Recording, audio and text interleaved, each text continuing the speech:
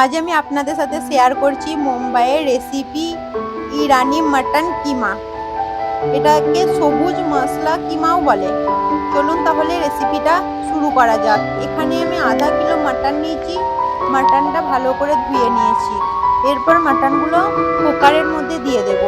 তার মধ্যে দিয়ে দেব দুটো বড় সাইজের পেঁয়াজ। পেঁয়াজগুলো আমি ছোট ছোট করে কেটে নিয়েছি। আর দিয়ে দেবো আদা রসুনের পেস্ট। আমি এখানে দিয়ে দেব কিছু গোটা রসুন।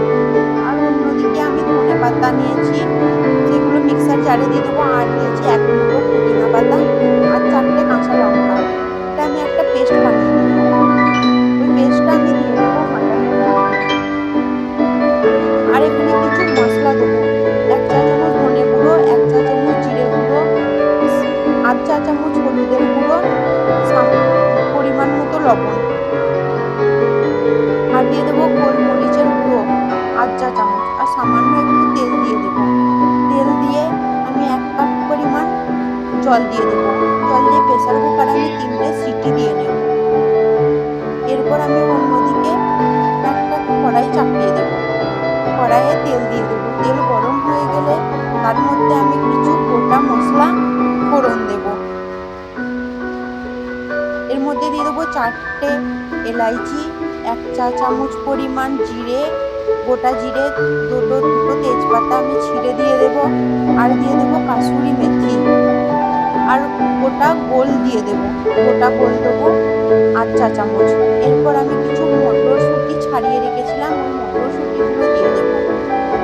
এরপর একটা মিক্সার জারেতে আমি এখানে 100 গ্রামের মতন নিয়েছিলাম পালং শাক। পালং শাকটা একটা পেস্ট করে নেব।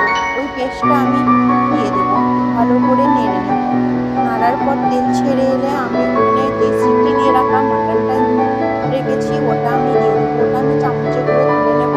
আর যে জলটা বেরিয়ে এসেছে ওই জলটা আমি পরে দেবো, এখন দেবো না। আমি চামচে করে তুলে কড়াইয়ের মধ্যে দিয়ে দেবো। এরপর ভালো করে ওটা কষিয়ে নেব।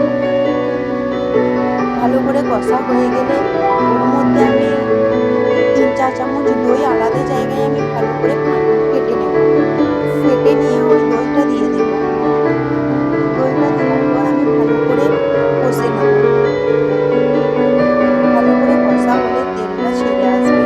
ঢাকনা লাগিয়ে আমি ভালো করে কষে নেব। ওর মধ্যে দিয়ে দেবো ওপর থেকে 4টে গোটা কাঁচা লঙ্কা। আর দিয়ে দেবো মৌরি পাতা। মৌরি পাতাটা দিলে এটা ভালো সেন্ট হয়। আর বেঁচে থাকা যে জলটা ছিল, মাটনের যে জলটা ছিল ওই জলটা দিয়ে দেবো। তা ভালো করে কষে উপর থেকে গরম মশলা দিয়ে দেবো। আমার ইরানি মাটন কিমা রেডি হয়ে গেছে। আপনাদের যদি ভালো লাগে আমার চ্যানেলটা শেয়ার